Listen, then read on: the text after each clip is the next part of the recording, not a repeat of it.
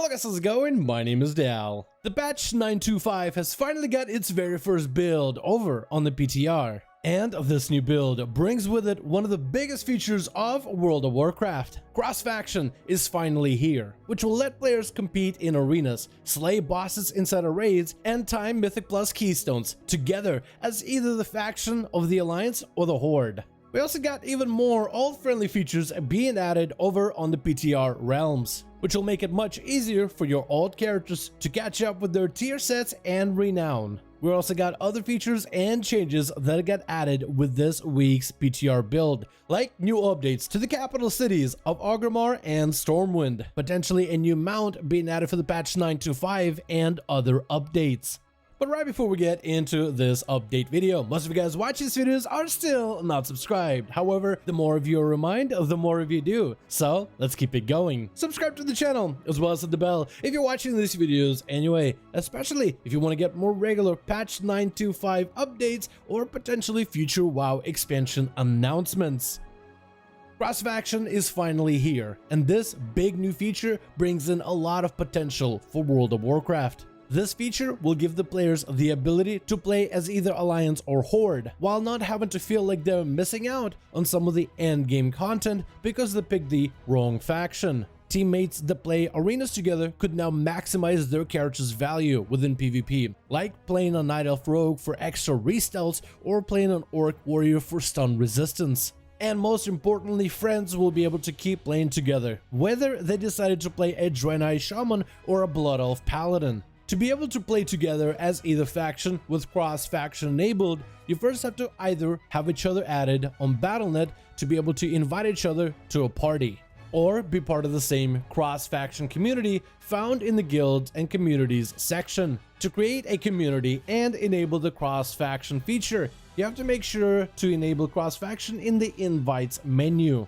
You can also join a cross-faction group in the LFG group finder for things like dungeons, raiding, or PvP. And while you're partied up, out in the open world, your interactions are pretty limited, at least for now. You can't do quests together, you can't do any side objectives or world quests as a group. If you both have war mode enabled, you can still party up, though out in the open world, you're still hostile to one another, which is likely to create some interesting interactions going forward. However, inside of instances like dungeons, raids, arenas, and battlegrounds, you're friendly to one another, which means you can use supporting skills on each other, like heals and buffs, and tackle bosses and enemy players together, like as if you were part of the same faction. You can even trade items between one another if you're part of the same server. This cross-faction trading also applies to mailboxes. You can now trade and mail items between your alts of either faction as long as they're both on the same realm. This means mailing gold and other items from a Horde character to Alliance or vice versa has gotten much easier with this new update. Besides cross-faction, we also got some more alt-friendly features being added in the patch 9.2.5. You can now turn Sand-worn gear obtained through Zereth Mortis activities into tier sets with the Creation Catalyst, which should be available for the patch 9.2 in just a few weeks. Sand-worn gear can be purchased through Sand-worn relics found from vendors in Zereth Mortis. Originally, the Creation Catalyst was planned to be usable on Mythic Plus gear and PvP gear to turn those into tier set bonuses. Sand-worn relics can be farmed through solo content in Zereth Mortis, which means players that are not into group activities like dungeons or PvP can now have a chance at earning tier set gear without stepping into some of the group-oriented endgame content. This could also be used on any alts that have sand-worn relics or sand-worn gear, as a guaranteed way of getting those alts tier pieces if you're struggling to get gear upgrades through dungeons or PvP. The gear is of item level 246, which is a decent item level for any fresh starting character. Sand-worn relics can be earned by doing dailies as well as slaying certain specific rares usually found inside of the Endless Sands area in the north of Zereth Mortis. We also got some renowned catch-up improvements for the patch 9.2.5. When visiting Oribos, the broker mark of distinction can be sold by a broker vendor found near the flight path on the second floor of Oribos.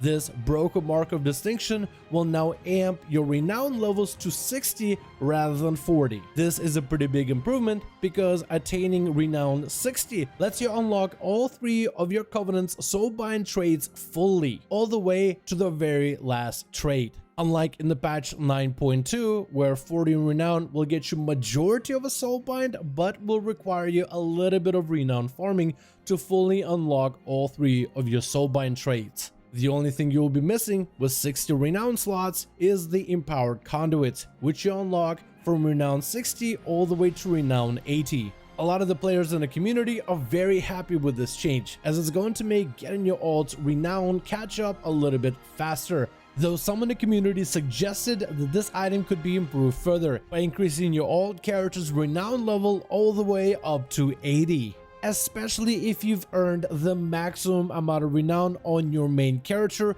with all 4 covenants. If your main earned the favor of your covenants to such a high degree, then your alt should have all the same benefits, so you could spend less time grinding and farming renown, and more time enjoying endgame content on your alt characters. So let me know in the comments what you think about this update, and do you think that Blizzard should just increase this renown item all the way up to 80 renown if your main has achieved max standing with all the different covenants? Let me know in the comments below. On the PTR, Blizzard also added a new Heritage Armor questline for Blood Elves, which starts a new questline in Orgrimar as long as your Blood Elf character is exalted with a Silver Moon reputation. As of right now, this questline doesn't have any rewards, though some of the data mining suggests that possibly Blizzard will be adding a Blood Knight cosmetic set for players to wear, similar to some of the armor or possibly weapons that some of the guards use next to the quest giver.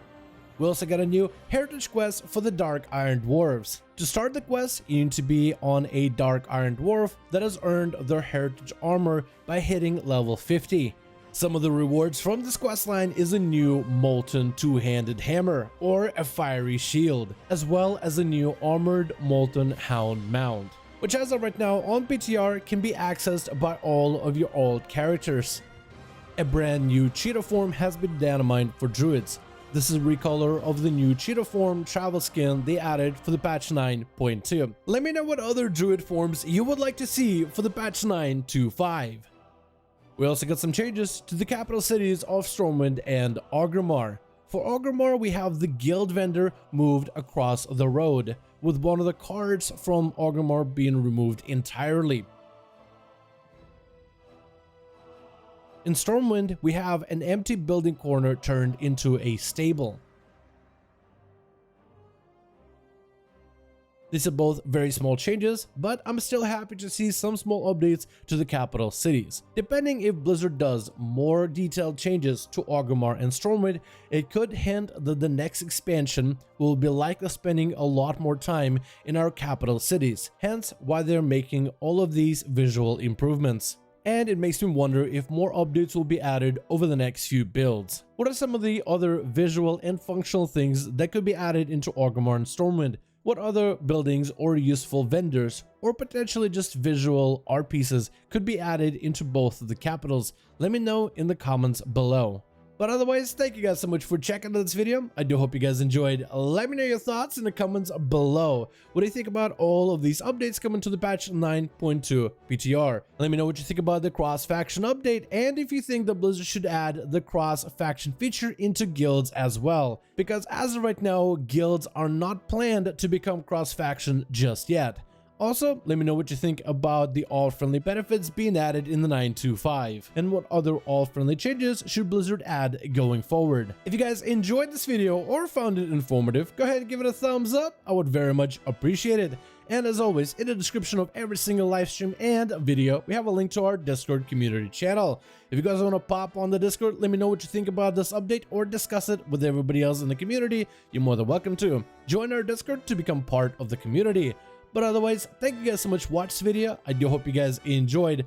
Let me know your thoughts in the comments, and as always, I'll see all of you guys in another video.